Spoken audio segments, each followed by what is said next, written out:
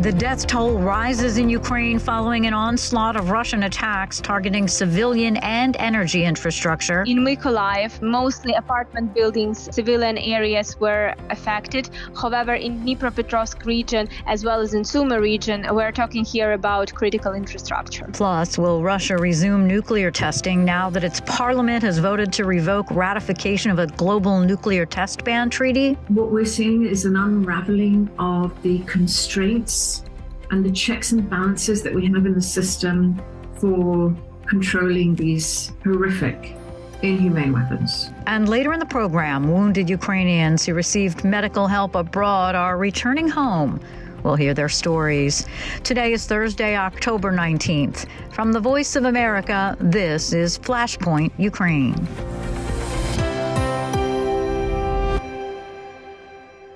Good evening. I'm Lori London in Washington. Russia continues its daily assaults on Ukraine. I spoke with Anna Chernikova for an update on the latest barrage of missile strikes and the rising death toll as rescuers dig through the rubble of buildings hit in the attacks. Anna, a lot of activity happening in Ukraine in the last 48 hours, including fresh Russian attacks, as well as an update on the death toll from Wednesday's assaults. Yes, so as we discussed on Wednesday, Russian forces attacked the city of Zaporizhia, and it was quite a bad attack. As we know, at this point, as rescue operation was complete, the death roll of this attack increased to 5. And considering new attacks, we have at least at this point confirmation about 10 civilians killed as a result of the latest attacks as well. In terms of the latest attacks, the confirmation from the Ukrainian air defense and air forces comes as Ukraine was attacked over the night, and basically the attack started on Wednesday evening, and it was happening over the night. And Ukraine was attacked with 17 air targets. This includes 5 Iskander ballistic missiles, 9 drones, and also guided missiles, anti-aircraft missiles, and cruise missiles. So at this point, we know that Donetsk, Mykolaiv, Sumy, Dnipropetrovsk, and Zaporizhia regions were the main targets and were under the attack again. So we can see that eastern and southern parts of Ukraine are mostly affected. However, Sumy is in the north, and it looks like the whole territory of Ukraine is actually remain under quite a high risk. What sort of damage can you tell us about this latest shelling? Well, what's interesting in this shelling that mostly we have reports about infrastructure facilities damaged. This includes energy infrastructure as well as civilian and critical infrastructure. Of course, we do not have particular details, as Ukrainian officials do not get into too much details in terms of for security reasons and in terms of these attacks. But we understand that in Mykolaiv, mostly apartment buildings, civilian areas were affected.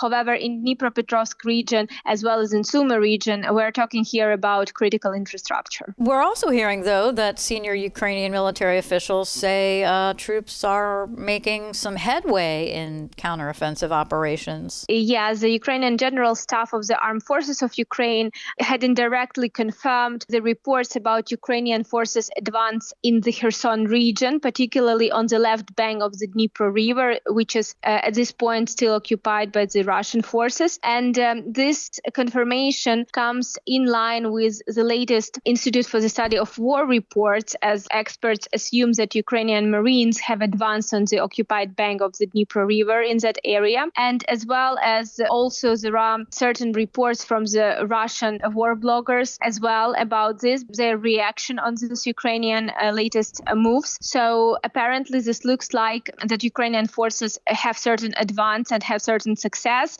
But at this point, we should be very careful in analyzing the prospects and the current situation because it's very shaky, and we will be waiting for more confirmations from the Ukrainian authorities. On another topic, Anna, what can you tell us about Ukraine passing a bill to ban the Moscow-linked Orthodox Church? This is quite a news coming in today that Ukrainian parliament has voted in the first reading the bill that basically bans Russian church in Ukraine. There were a lot of discussions within the parliament members about this bill, and this bill was initiated by President Zelensky. And as we know from all the public speeches by the president and also other Ukrainian officials, Ukraine wants to ban Russian church representation in any kind in Ukraine. So this is definitely the first step. However, a lot of experts and basically Ukrainian parliament are still talking about the fact that this bill needs additional work to be done on it, and it might be strengthened a lot until the second vote.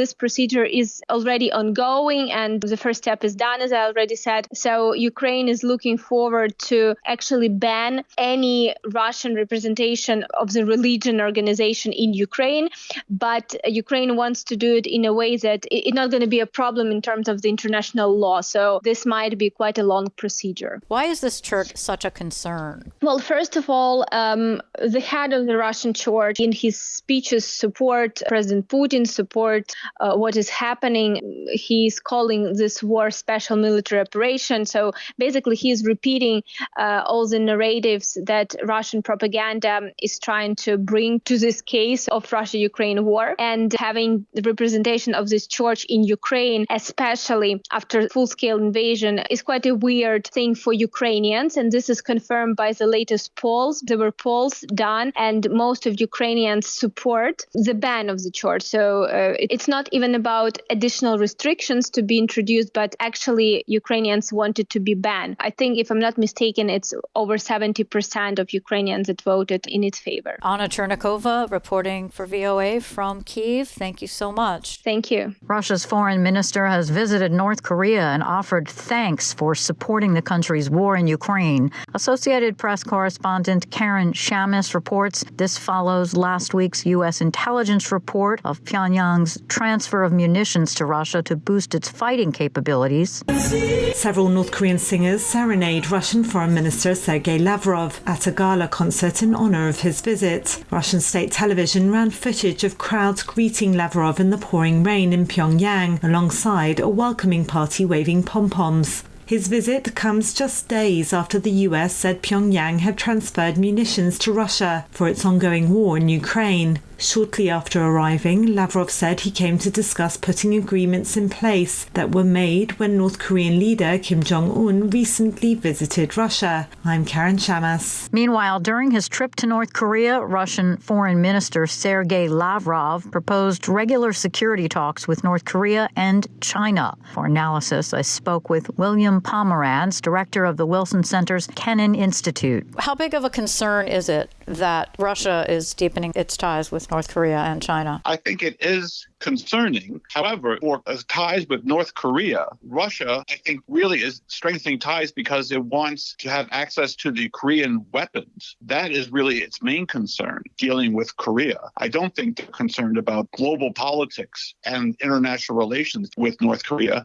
I think it's just simply an important source of weapons now that the Russian Federation wants to make sure remains open for Russia. In terms of China, I think it was very interesting that Putin went to the One Road Summit in China because Putin really hasn't been a part of the One Road initiative in China. It's, again, one of the major efforts of China where Russia essentially has been left behind. So yes, Putin and Xi talk about no limits in their relationship. They talk about both their desire to have a multipolar world, but I don't think that Putin has convinced China not to enforce the sanctions that have been levied by the Europeans and the Americans. As far as North Korea goes, Russia wants to boost its fighting capabilities in Ukraine. The United States has already said that North Korea had transferred munitions and possibly is continuing to do so. How much of an impact could that have for Ukraine's ability to advance its counteroffensive, particularly in light of some of the concerns with the U.S. stalling out as far as a new agreement to send more? Putin is far more concerned with the United States decision to send missiles to Ukraine because he has voiced that several times in China. And he says that it is an example of the U.S. and its willingness to aid Ukraine, and that the U.S. and NATO are the real problems for the Russians. And that is why Russia decided to invade Ukraine. So I think that Putin is just trying to distract the rest of the world from the actions that he took in Ukraine and trying to place the blame somewhere else. Do you think that also it's sort of emboldening him, what's happening here in the U.S. as far as Congress not being able to have a vote on whether to continue to support Ukraine? I think Putin believes that both U.S. and European democracy is weak and is not able to answer the attacks on Russia, and that therefore Putin believes that he can outlast the Europeans and the Americans. And the problem with Congress is only another example of the inefficiency of the West and the United States to engage with a cohesive international policy. And it looks like Russian President Vladimir Putin and Hungarian Prime Minister Viktor Orban reaffirmed their commitment to bilateral ties amid the international tensions over the war in Ukraine. How does that factor in, given that it's his closest ally among European Union leaders? Putin has always tried to remain in good terms with Orban, and Orban has reciprocated and maintained good relations with Russia. It is strategic for Russia that Hungary is in the EU, and there's always the question of whether Hungary will revoke or not approve sanctions from the EU. But again, this is an attempt by Putin to show that he has international partners. And quite frankly, the reaction to Putin's meeting with Orban, especially amongst the Europeans, have been very swift, and they have condemned the meeting with Orban. Putin has also been calling for ex-Soviet states to expand their influence. Of course, we've been hearing a lot over the course of the past year or so that his ultimate goal is to take back former Soviet states. So would you say that that is still something in his sights? It is something to be concerned about, but Putin's ability to reconstruct the Soviet Union has received significant blows because of the war in Ukraine. And indeed, many of the international organizations that Putin has championed dealing with the former Soviet Union have really begun to unravel. Obviously, Ukraine is not a part of the former Soviet space, but Armenia has been very upset with Russia because of its inability to defend the Armenians in Nagorno-Karabakh, to the point that Armenia has decided to sign the Rome Statutes. And therefore, Putin, like in South Africa and other countries that are subject to the International Criminal Court, Putin would have to be arrested if he ever went to Armenia. So I don't think there's a strong support and even hope that these former Soviet republics want to join. I think that Putin has created a whole series of Potemkin villages in terms of his foreign relations, whether it be with the BRICS, whether it be with the Eurasian Economic Union, and so forth, that really haven't panned out for Putin. Yes, he can disrupt institutions, but he has not had the willing partners and the economic partners, most notably, that can get around sanctions and can really integrate Russia into the global economy. Russia is now more isolated than it has ever been since the collapse of the Soviet Union. Really, I think I was most intrigued with his meeting with, quite frankly, with Orban, because Orban is absolutely isolated within the EU, and the EU condemned Orban's meeting with Putin. The EU has not made any attempt to remove Hungary from the EU, but it is clearly upset that Orban is pursuing his own foreign policy in absolute contradiction to what the EU is trying to do. And there's also talk that Vladimir Putin sees the crisis in the Middle East with Israel and Hamas as an opportunity. What do you say about that? Well, Vladimir Putin as a peacemaker is really not on. And whereas he maybe thinks that he can play the peacemaker, clearly he can't play it in the Middle East, and he can play it in Ukraine and other countries as well. So although Putin talks about the role of Russia as a peacemaker and mediator, it is laughable that Russia can actually talk about peacemaking when it is committing a huge amount of criminal acts and atrocities in Ukraine. Do you also think that it's in some ways he's looking at this as some sort of advantage for him, what's happening in the Middle East, the distraction from what's happening in Ukraine? I think he believes that it will be a distraction, and it may be. But the idea that Putin can actually engage in peacemaking in the Middle East, I think is just not on. William Pomeranz, director of the Wilson Center's Kennan Institute. Russia's lower house of parliament voted to revoke ratification of the global nuclear test ban. Patricia Lewis, a research director for international security at Chatham House, says it could have a domino effect on other countries as well. We are entering into a new phase of untrammeled nuclear weapons environments, which could also lead to proliferation. And the more that the nuclear weapon states that already possess these weapons start to talk about them again, the more other countries are going to revise their view as to whether or not they should develop. There are widespread concerns that Russia could resume nuclear tests to try to discourage the West from offering military support to Ukraine. Lewis says it has the potential to set back diplomatic progress by decades. Undoubtedly lead to a stimulant for nuclear proliferation. It would undoubtedly lead many in the United States to call for new nuclear weapons themselves and nuclear weapons tests. So we would be reversing the clock on all the work that we have achieved. She says while it is concerning, it's not clear that we're looking at the immediate restart of nuclear testing because they're de-ratifying but remaining a signatory, meaning they still abide by the terms of the treaty. That treaty, adopted in 1996, bans all nuclear explosions anywhere in the world, although it has never fully entered into force. A Russian-American journalist working for Radio Free Europe, Radio Liberty, has been detained in Russia on charges of failing to register as a foreign agent. Alsu Kurmasheva, an editor with the U.S. Congress-funded outlet, is the second U.S. journalist to be held by Russia in recent months. Evan Gershkovich, a reporter for the Wall Street Journal, accused of spying, has been detained since March.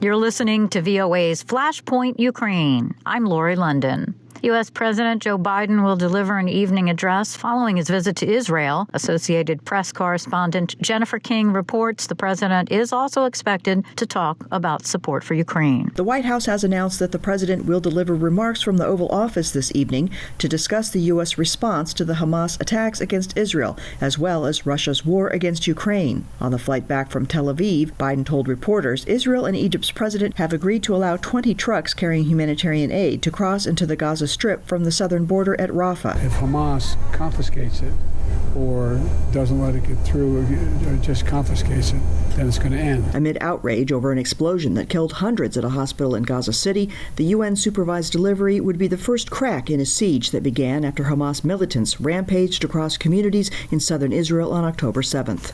Jennifer King, Washington. Russian shells destroyed half of Ukraine's energy distribution system last year, but extensive repairs and some lessons learned mean the country is better prepared this time winter is approaching, and Ukraine's cities are turning on the heat, adding a significant load to the country's energy distribution system, half of which was damaged after the past year's shelling by Russian forces. From Kyiv, Lizha Bakalets reports on how the country has rebuilt its power grid.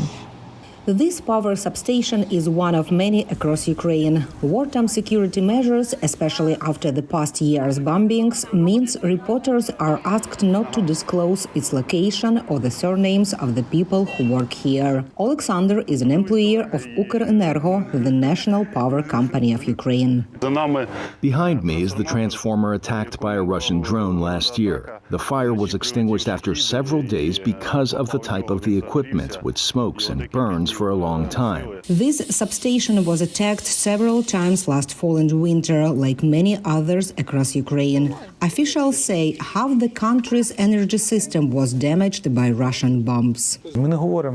And this is not a hole-in-the-fence type damage. We are talking about the engine rooms and power units demolished. Every one of Ukraine's large power plants, thermo and hydro, was damaged. That is why repairs to the energy facilities, which began last winter, are still ongoing. We had non-stop work all winter. We fixed something, and a month later, 2 rockets attacked again. Repairing the energy infrastructure is a complex and lengthy process. Energy experts say facilities often have to wait months for spare parts. On September 11, the first transformer arrived, which took 9 months to produce. We need several dozen. Therefore, a certain amount of time is unfortunately absolutely physically necessary. Still, energy experts say everything that could be fixed was repaired. And officials are optimistic that the lessons they learned mean Ukraine will get through another winter in wartime. We have improved air defenses. We are much better prepared organizationally and more experienced. We already know how to deal with situations that no one in the world has ever encountered.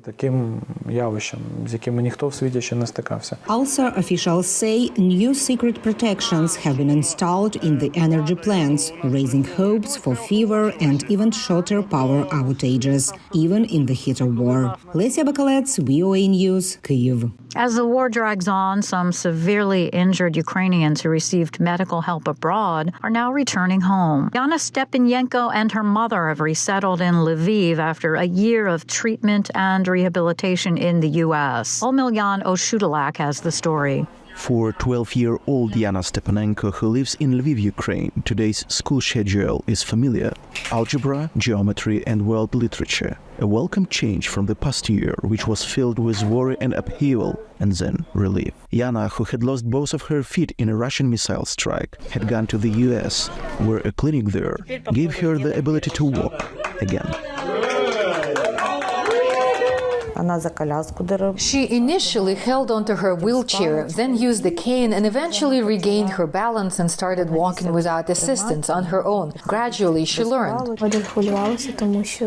I was really nervous because I was lying down most of last year. It was hard to even sit. One day I talked to Peter and he said I would be able to stand up and even walk on my own. The Peter Yana refers to is Peter Hirsch, who runs a prosthetic clinic in San Diego, California. Peter and his team also worked with Yana's mother, Natalia Stepanenko, who lost her left leg. Together, the two learned to walk again. When you've been in a wheelchair for more than 3 months and you finally stand up, you remember the moments when you used to walk on 2 legs, how easy it was. And here you are, like a little child, taking your first steps. It was very hard. The Stepanenko family had been living in the New York, Ukraine, when Russia invaded. On April 8, 2022, they were at the Kramatorsk train station, waiting for evacuation, when a Russian missile struck it, killing 52 adults and 7 children. A picture of Yana taken by Spanish photographer Emilio Morenati became a defining image of the war. Dr. Dmitro carries me in his arms. This was just after he changed the dressing on my feet. During their treatment and rehabilitation in the U.S., the Stepanenkos lived in Encinitas, a suburb of San Diego. It was here that Yana learned to ride a bicycle once again. When Yana got on the bike for the first time, I was so proud of her. She didn't give up. She knew she could do it. She's very strong.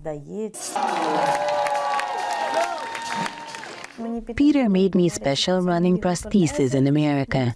Now I walk and even run a little. After returning to Ukraine, Yana completed a symbolic 70-meter run in a charity half marathon in Lviv. Yana has become an ambassador for the Unbroken Rehabilitation Center and helps raise funds to buy medical equipment. Since the war began, local doctors have mastered pediatric prosthetic technology that was previously unavailable to them. And Yana is a vivid example that rehabilitation is possible. Olmilyan Oshudalak, VOA News, Lviv, Ukraine. And that'll do it for us today. Stay up to date with continuing coverage on Ukraine and news from around the world 24 hours a day at voanews.com. And on social media, just follow VOA News.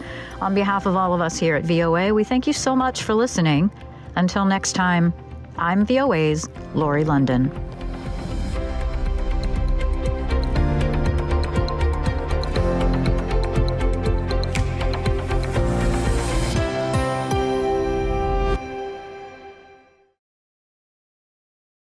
This is the voice of America. Washington, D.C.